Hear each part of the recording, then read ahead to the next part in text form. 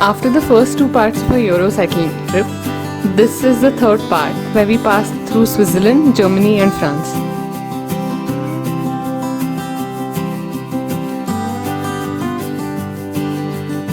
Leaving from Eglisau on what was to be the fifth day of our ride, we were to reach Basel, 90 kilometers away. According to Google, the route today was going to be tough, almost entirely uphill, alternating between Germany and Switzerland. We left Eglisau along Eurovelo 15. The first part of it was along a highway, but it eventually left the main road and went through small villages.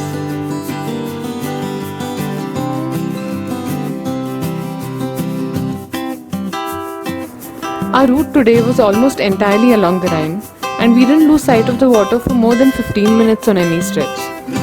The road after the initial 20 kilometers turned into a gravel path, which was not the most fun to ride on.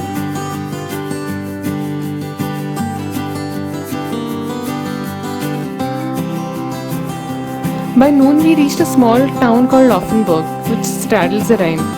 Half the town in Germany, half in Switzerland, both halves connected by two bridges.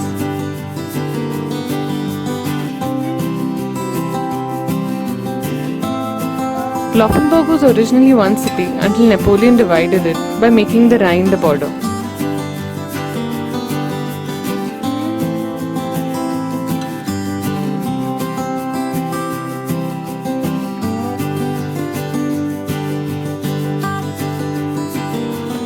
Passing through many small towns with similar architecture, we reached Basel.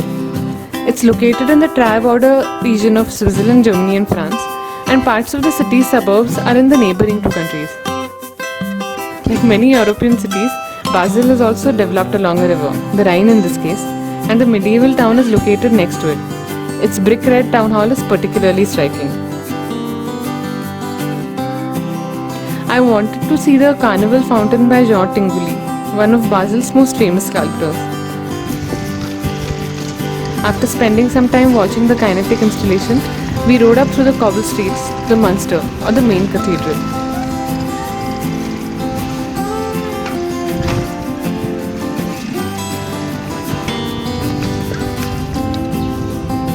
The plaza adjoining the Munster looks over the Rhine and has some of the best views of the city.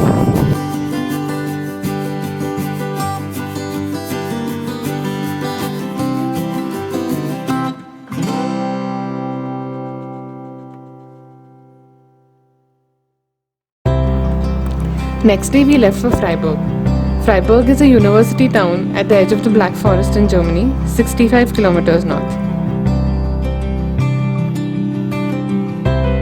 Today's was an uneventful ride. The route was mostly a gravel track, which meant reduced cycling speeds and a lot of dust.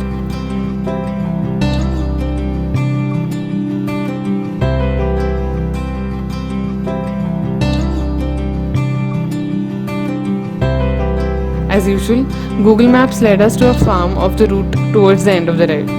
After some backtracking, we were back on the right road. Reaching Freiburg, we cycled around the old city and the Munster, which is a huge Gothic cathedral built in red. Our host, Thomas, also joined us on his cycle and showed us around.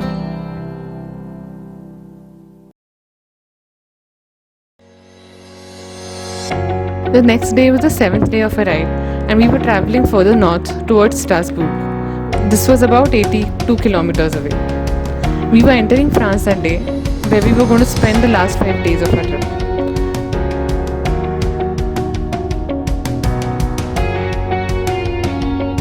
Approximately half our ride was through Germany.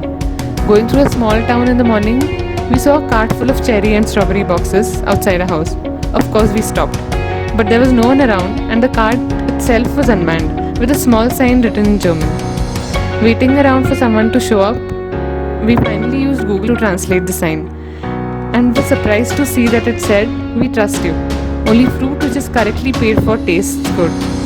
We took our box of cherries, left our money on the cart, and cycled away, with a happy feeling that the world is a better place than we usually assume it to be.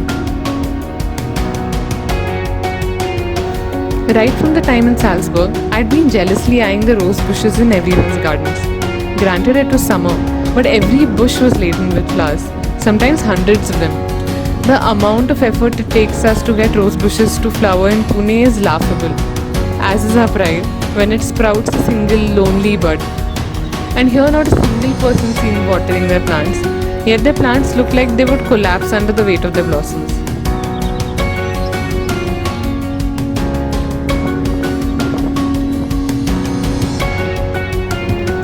During the last patch of road before the Germany-France border, we came upon a man on a cycle who was taking his horse for a run. And running alongside the huge steed was one tiny puppy, making up an energy what he couldn't in size. It looked like the puppy was entrusted with the job of rounding up the horse and was taking his job rather seriously. We followed them for a while until they abruptly turned off, sending the puppy scrambling. In the last 2 kilometers, someone had carved and sculpted broken tree trunks into different animals along the road.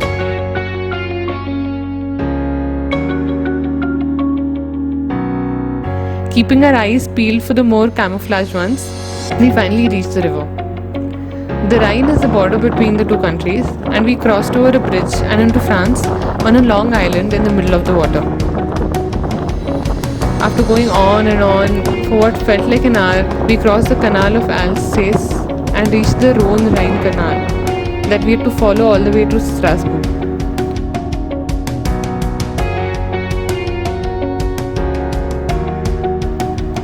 We were on Eurovelo 6, which was straight as an arrow, the landscape unchanging and monotonous for the last 35 kilometers.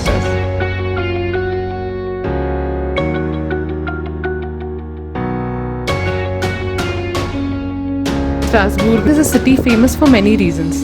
It's one of the 3 capitals of the European Union and a seat for several European institutions.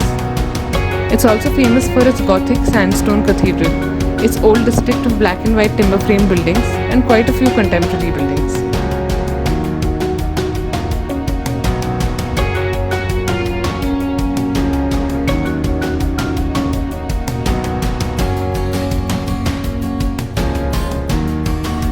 Our hosts, Philippe and Chantal, were an older couple who had been cycling for many years and now also cycle toured with their 5-year-old granddaughter.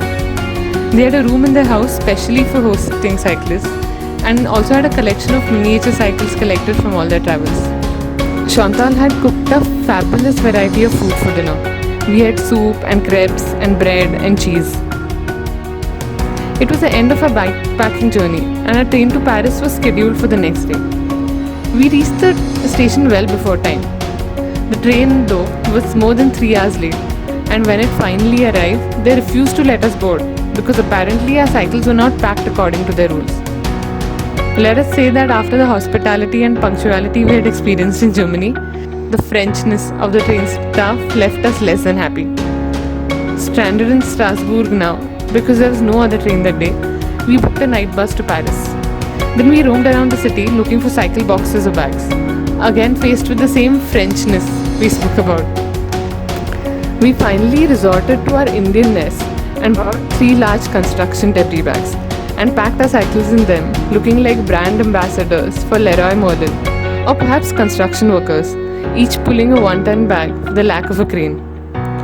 We reached Paris the next morning to heavy rain, a day later than we had originally planned.